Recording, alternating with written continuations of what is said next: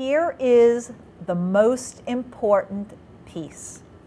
If you are watching this and you cannot see this, please switch to your full screen because this is an extremely important piece and I'm going to explain this. This is a workflow chart. Many people do not know how to do these workflows.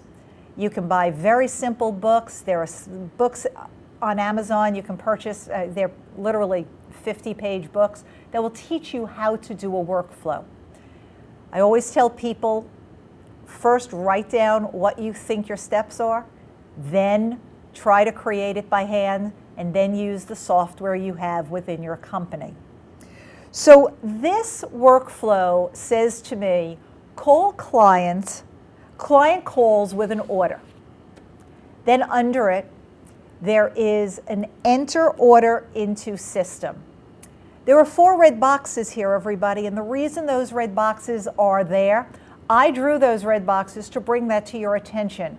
Those are tasks that could be at risk if you don't show the step-by-step behind it.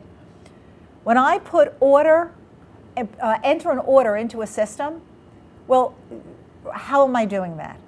Am I going into my accounting package? Am I looking up, how do I enter field by field by field? All of those red boxes which say enter order into system, process order, change order in system, and release order in system, those are all risk management concerns.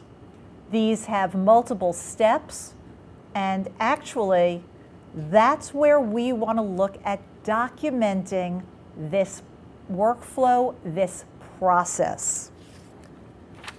Let's take a look at purchasing supplies. Well, what you see here is a department requests it, and very easily you go through all of this. There are a lot of decisions here. Purchasing reviews a request. Is the request authorized? No, send it back to the department and then start all over again. If it is authorized, do we need a PO? And if it says yes, we have to create the PO. Again, the create the PO is red boxed. How do we create the PO?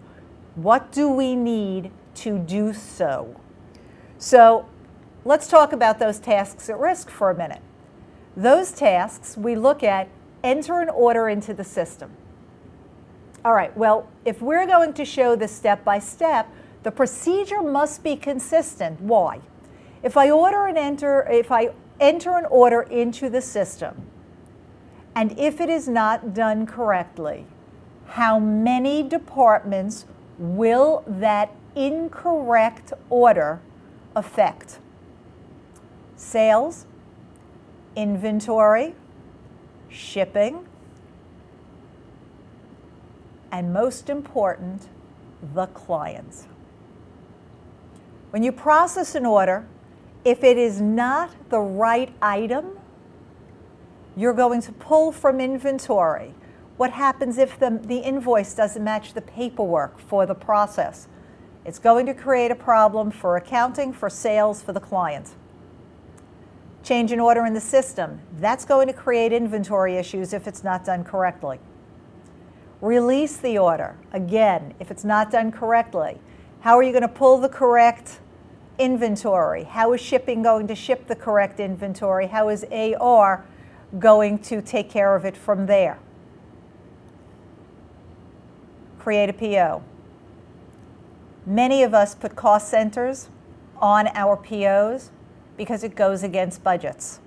And if that is the case, we need to make sure that we take that into consideration.